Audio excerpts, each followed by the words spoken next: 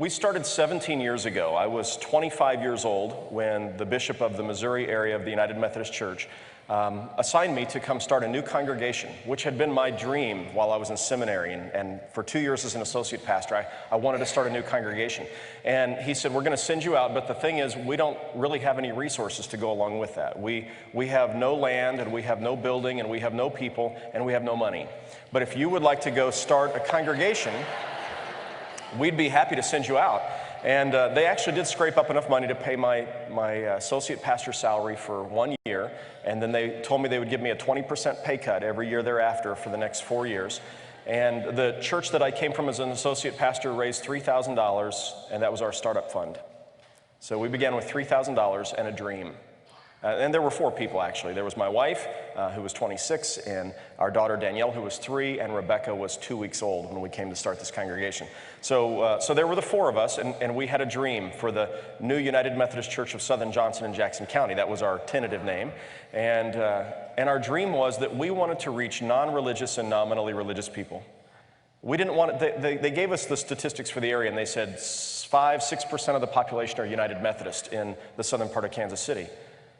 But I thought to myself, why do I care about that? If there are 5 or 6% of the population are United Methodist, they should already be going to a United Methodist church somewhere. I don't want to reach those people. Our goal is to find the people who aren't going to church anywhere. Thinking people, in this community, a lot of highly educated people, thinking people who opted out of the church. Maybe they'd never been, but in America, it's hard to find people who've never, ever been to church. Most people went somewhere along the way as small children or with their grandparents.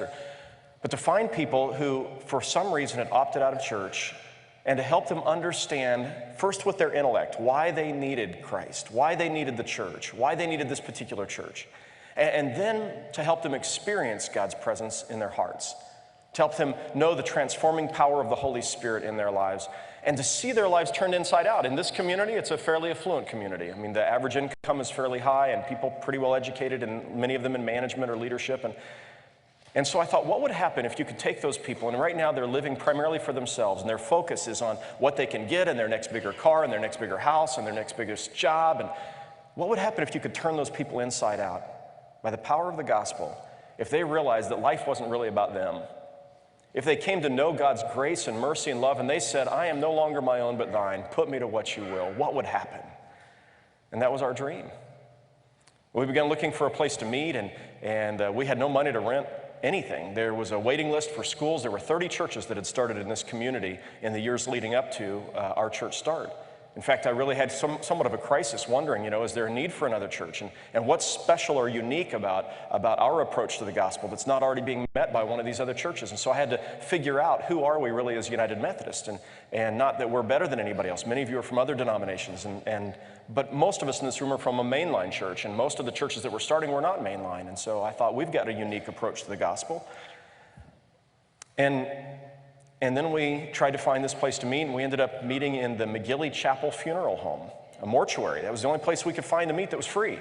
And so we started there, and that's where our name comes from. Church of the Resurrection was the perfect name for a church meeting in a mortuary. And I remember when we started out there in 1990, our first worship service, October 7th, 1990, 17 years ago this Sunday. And I remember the night before that first worship service, we gathered in the McGilly Chapel, and by that time, we had about 20 people who'd committed to be in our core group. And so all 20 of them gathered, and we put up little banners in the mortuary, and we set out the hymnals, and we practiced taking the offering. And the last thing we did is we gathered around in a circle at the front of the chancel there, or the front of the chapel, and we prayed for all the people whose names we didn't yet know, who one day would walk through the doors of our church. And I'm telling you, it has been an amazing adventure ever since.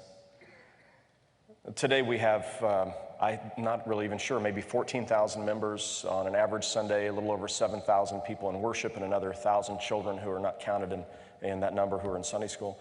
We have, 200 plus employees and a budget of $13.4 million and 70 some acres of land and 276,000 square feet of building. And all of that was never imagined when we started 17 years ago. All we imagined was, let's go out and try to be the best church we can be to reach non-religious and nominally religious people, and let's see what God can do. And I felt like many times as a senior pastor, I'm just along for the ride. My goal has been not to mess it up. not to get in the way and just to try to make myself available and to do the things that I'm supposed to do as a senior pastor to help us continue to move forward. And we've all been somewhat stunned and surprised and amazed and in awe. And part of what I would tell you is that if there are great things that have happened here at Church of the Resurrection, it's not because of the leaders, but somehow God has taken whatever we had to offer and used it for His glory. And in the process of that, I think we've just tried to get on board with what God wanted to do. I am persuaded that God is able to do, as Paul says, exceedingly abundantly beyond all that we could ask or imagine or believe. I'm persuaded that God can do that in your church, and that you can be surprised at what God did when you look back years from now. And I'm absolutely convinced that for mainline churches, our best years can all still be ahead of us and not behind us.